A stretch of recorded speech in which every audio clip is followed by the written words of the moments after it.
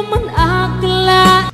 Narito tayo ngayon upang matunghayan ang napakainit, nagbabaga at talaga namang usap-usapan at maraming pinaka-inaabangan na issue ni Ate Erica. Sa pagpapatuloy ng ating istorya ay papunta na nga si Kuya Val Santos Matubang at si Lolo Miguel sa bangka upang patunayan na ang nagbigay ng bangka kay Lolo Miguel ay ang Kalingap. Pagamas ng basig, alam po pong trabaho sa Danau. Dati po nasa Labo pa kami malasagin ang trabaho ko. Ngayon nasa Nyuga naman kami. Diyan po sa Katandungan nun, ang trabaho ko lang po dyan. Lagas, kani-kaninong nyugan, lagas ako niyan. Makalakasan ko pa. Kaya sabihin nilang. So yung bangka po, nandyan naman? Ngayon po, tingnan po ninyo na yan. Yan nga po ay yan ay pinarestro ko. Sa pangalan pa ng Kalingap. Yun. Team Kalingap. Kasi, di ba nakalagay doon Kalingap? Po. Baka kung bukas, iba na ang nakalagay, ilabers na. Pwede tayo makita yung bangka? Umpo. Tara doon, mga Kalingap. Punta natin po. Punta natin. Ito mga kaibigan. At alamin natin kung talagang,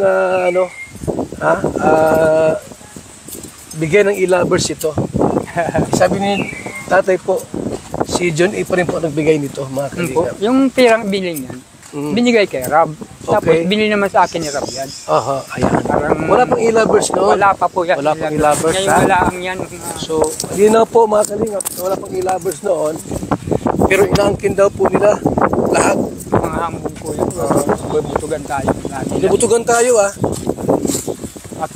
Tapos sabi nila po sa June 11, mayroon na silang gagawin dito sa Saan po? Pasabog. Mamaya, baka dilamita yun. sumabog yung bahay nyo. Hindi naman siguro, no? Baka yun dyan nila, baka luwat. Anong pasabog nila sa atin? Baka po yung kambugan nila, mapalapit sila sa atin. May mga pong ganyan, matulis. Ay pumutok. Ay sasabog talaga. Pasabog talaga.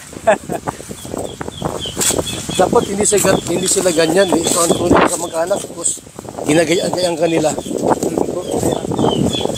Ayan Ito po, mga Kalingap po. Ayan yung bangka po ni tatay. Tay!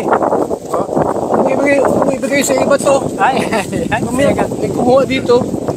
Ayan ay souvenir. Bigay bawi. Hindi pwede. Yung binigay po yan. So yan po mga Kalingap po. Yan na po yung bangka Pininturahan ko nga yung ilalimin at ko ng Team Kalingap. Yan. Di pwedeng gawing ilabers yan. Babawiin o June A. Baka naman yung bangka babawiin mo, hindi pwede yan. Hindi pwedeng bigay bawi. Kung nakuha mo yung kalahating milyon noon, ito hindi mo pwede mababawi ito.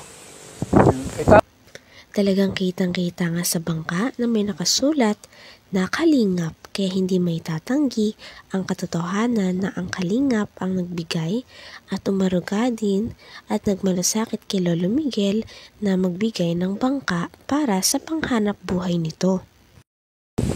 Yan yung dagat At napakagandang lugar nito mga kaibigan. Napakalamig ng simoy ng hangin at hangin dito. So ito na yung bangka po. Ito na po, may problema lang sa makina. Bakit na nagka-problema sa makina, tay? nasira po yung yung karburador. Binibiran Nasira yung? Karburador po. Karburador? Pinalitan ko, yung pa din. Okay. So okay lang po yan kasi makina yan Tao nga nasisira, makina pa kaya. Diba? Ito po yan.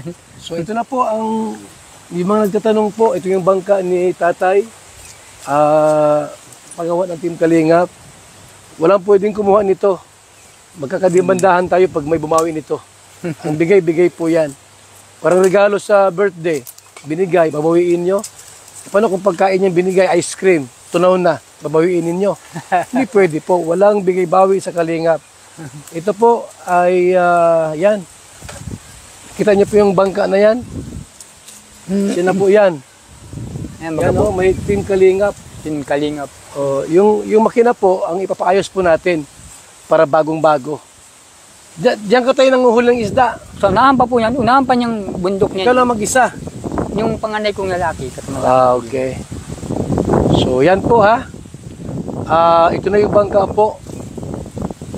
Ang nakalagay Team Kalinga. Si tatay po ang nagmamanage niyan. At siyempre nagkataon lang po na nagka-problema sa makina. Pero aandar po yan mga Kalinga. Ayun po. Aandarin po natin yan. Makina lang ang wala niyan. Walang problema yan tay. Punta tayo. Tayo pabalik doon muli. So yan po mga kaibigan. So, ito po muli kaming dumalaw dito kay tatay.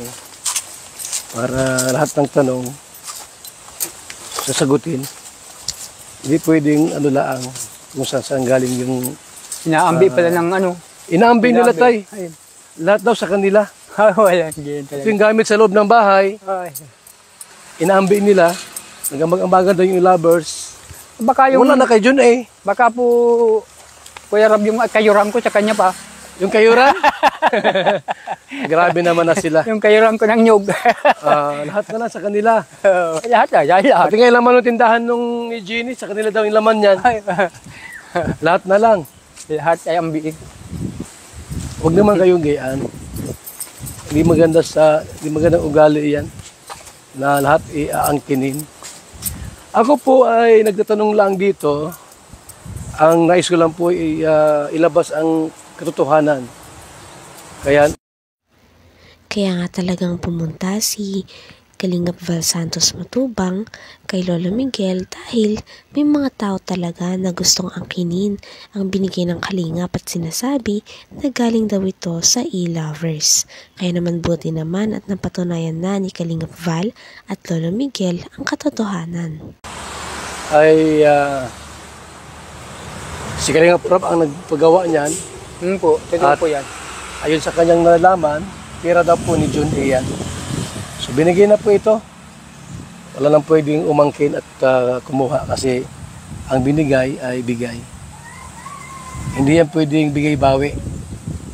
Kung yan pala ay panty, babawiin mo yung panty. Susuot mo. Malaking kalukuhan po yan. So ayan, no? Kumusta tayo? Pumunta si Dudong dito, si Ruel. Dinalaw ka? Po, kahapon. Anong sabi sa'yo? Yun nga po mga, sabi nga, na-scout mo daw ako, ganyan. Mm-mm. At nagpag-usapan namin. Sabi ko, tiyo mo ay. Anong pinag-usapan niyo ni Ruel tayo? Ayun lang po mga ano, mga tungkol sa kwan.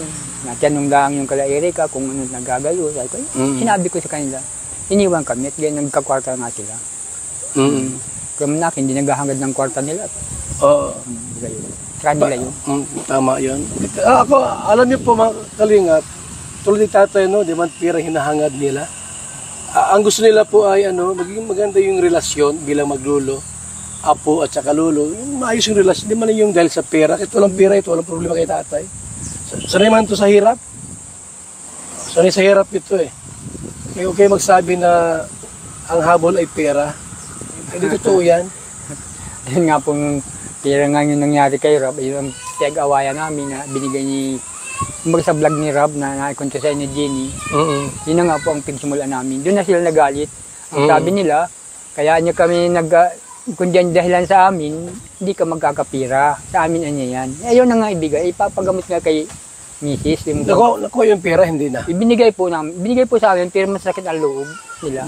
Grabe, no?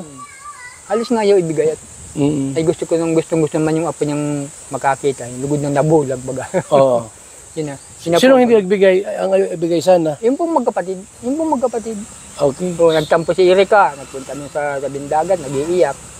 Bakit daw ayaw ibigay yung ayaw nga kwarta? pong, kung hindi daw siya binablog ni Rob, walang kwarta. Isa din naman yung panganay, kung hindi daw nakipagkuhan kay Jun hindi din Wala din pera. Ngayon, anong habol nyo doon? Yung lang, yung papagamot sa mata. O, yun lang pong ang. Galing kay John A. yun. Yun lang, yung 20 mil. Ayaw ibigay nila. Ayaw lang ibigay. Yung magkapatid. Yung po. Bakit daw? Ay, sa kanila daw po yun. At kung hindi nga daw po nag-vlog siya ni Rob, ay di wala nga pera. Ayaw nilang gumaling yung lula nila? Ayaw nga po. Kaya sabi ko baga po doon, kung ganyan lang din ang gawa ninyo, di magkanya-kanya na tayo. Ang sama ng ugali, yung magkapatid. Alam na anak. Hanggang dito na lamang muna ang ating napakainit, nagbabaga at talaga namang pinakausap-usapan na issue ni Ate Erica. Maraming salamat sa inyong panonood. Hanggang sa muli. Bye!